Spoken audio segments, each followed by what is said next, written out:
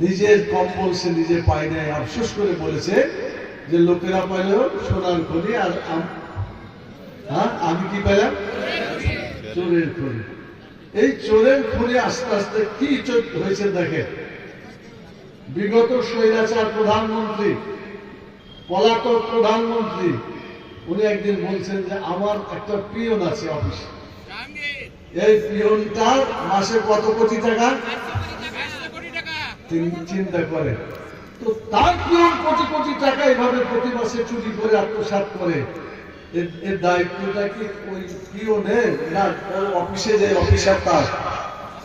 তাহলে প্রধানমন্ত্রীর দায়িত্ব ছিল তাকে শায়েস্তা করা, কিন্তু এটা বলতেও তিনি লজ্জা বোধ করেননি। কথা ঠিক কিনা? আচ্ছা, ওর এক মন্ত্রী নাকি বাড়ির সংখ্যা কতটা যে দেখলাম, 376। একটা মানুষের বাড়ি কি 376টা লাগবে? এতগুলো বাড়ি। তো এই চোর আর ডাকাতদের বিচার হওয়া ছাড়া এদেরকে বাংলাদেশে নির্বাচন করতে দেওয়া উচিত। আমাদের বক্তব্য স্পষ্ট। অভিযুক্ত লোক, চোর, ডাকাত, খুনি, মানুষকে যারা হত্যা করেছে, জেলে দিয়েছে, অমানসিক ভাবে অত্যাচার করেছে, তারা শুধু অত্যাচারই নয়, মারতে মারতে তার জীবন শেষ করে দিয়েছে। লাশটা কোথায় ফেলেছে, লাশেরও চিহ্ন পর্যন্ত রাখে না।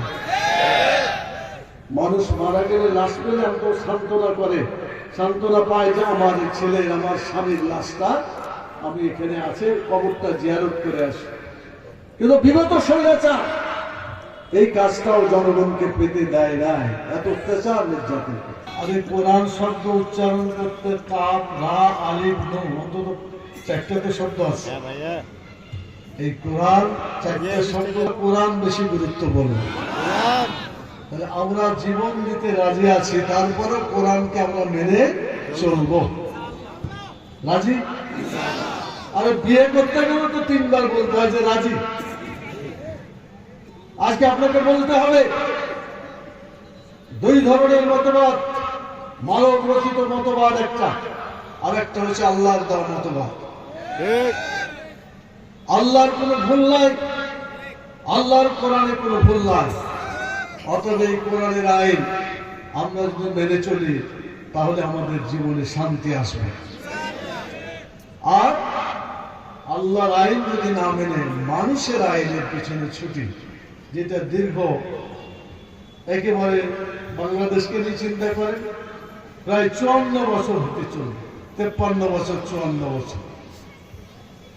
এই সব সময় আমরা কার আইন দেখলাম? মানুষের আইন। আচ্ছা বলেন, মানুষের ভুল আছে না নাই? জোরে বলেন। বস্তুবাদ, সাম্রাজ্যবাদ, পুঁজিবাদ, সমাজতন্ত্রবাদ, ধর্মনিরপেক্ষতাবাদ, জাতীয়তাবাদ, মানুষের তৈরি করা যত মতবাদ আছে, এই মতবাদ গুলা বারবার বাংলাদেশে আসছে আর গিয়েছে। কথা ঠিক কিনা বলেন? একটু আগে আপনারা শুনেছেন, সব দেখা শেষ হয়ে গেছে, এখন দেখতে হবে বাংলাদেশ জামাত ইসলামী। তো বাংলাদেশ জামাত ইসলামী আসলে কিচ্ছু না। বাংলাদেশ জামাত ইসলামী হচ্ছে আল্লাহর আইন চালু করার একটা দল।